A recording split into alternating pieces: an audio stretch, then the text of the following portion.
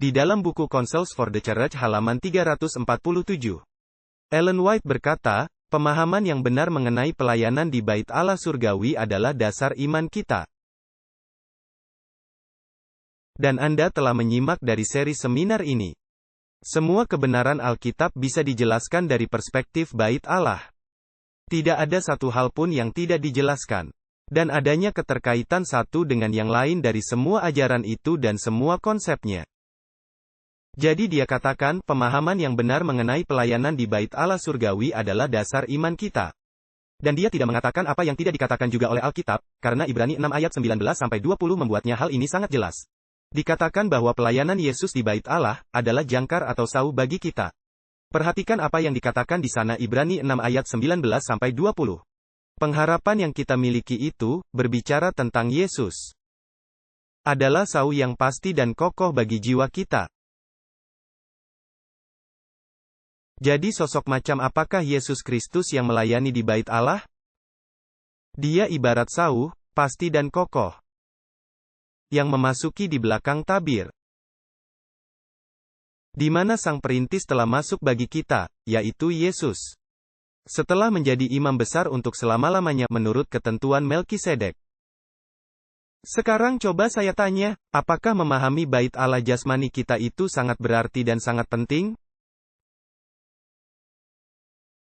Apakah memahami fisiologinya, memahami higienis? Bukankah itu juga sangat penting? Sebab hal itu berkaitan dengan cara hidup kita di dunia ini? Betul sekali. Perhatikan pernyataan ini dari buku Education, halaman 195. Ellen White berkata, pengetahuan tentang fisiologi dan higienis harus menjadi dasar dari semua upaya pendidikan. Apa yang dimaksud dengan dasar?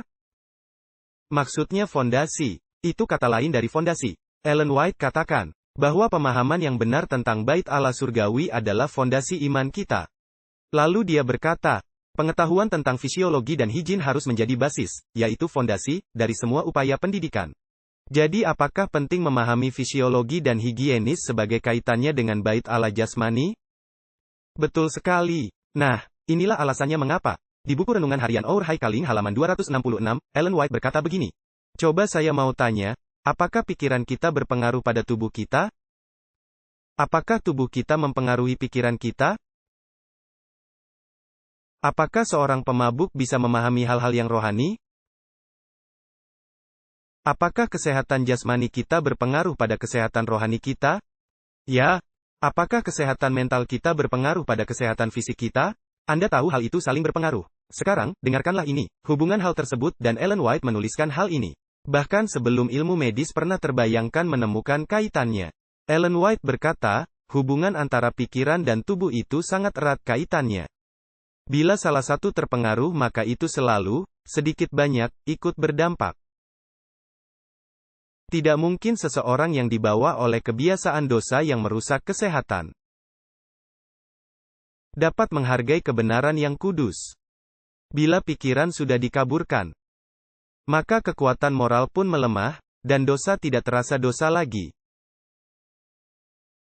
Wow! Tema-tema firman Tuhan yang paling meluhurkan jiwa, yang luar biasa dan mulia. Tampaknya seperti cerita omong kosong.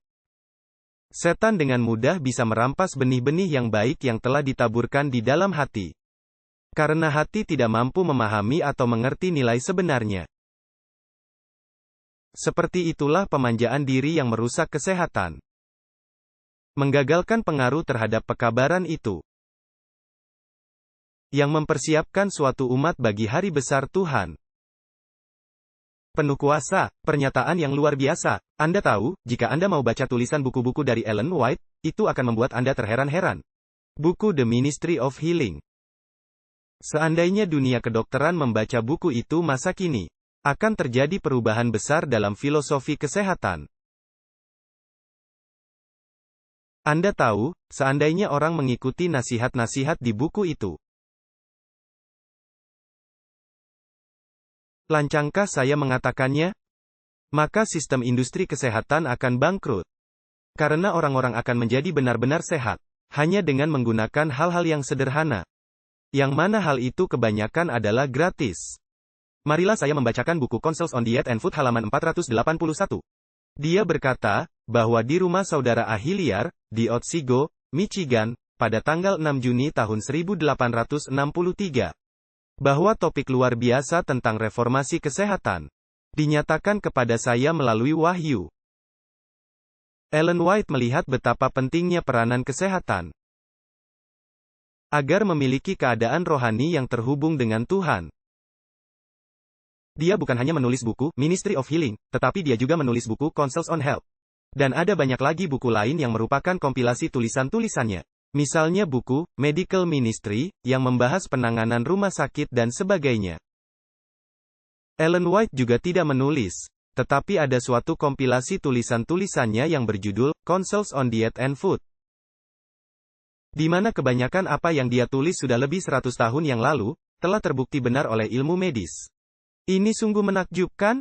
Yang Anda harus lakukan, bacalah saja sendiri buku-buku tersebut. Bacalah Ministry of Healing, Counsels on Health, Counsels on Diet and Food, Medical Ministry, dan buku-buku lain yang ditulisnya tentang hidup sehat. Dan nasihat-nasihatnya sangat menakjubkan, semua itu sangat sesuai masa kini.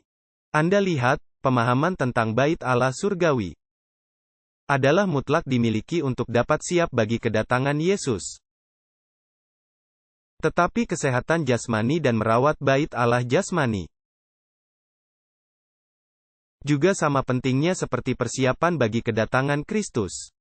Bahkan saya hendak mengakhiri dengan membacakan beberapa pernyataan. Salah satunya dari buku Testimonies for the Church, volume 3, halaman 162. Ellen White berkata, menjadikan hukum alam mudah dimengerti, dan menghimbau agar manusia mematuhinya. Itulah tugas yang menyertai pekabaran malaikat ketiga, untuk menyiapkan umat bagi kedatangan Tuhan. Tuhan merancang agar, dengarkan baik-baik, Tuhan merancang agar topik reformasi kesehatan yang hebat ini akan dihebohkan sehingga pemikiran masyarakat akan benar-benar tertarik hendak menyelidikinya.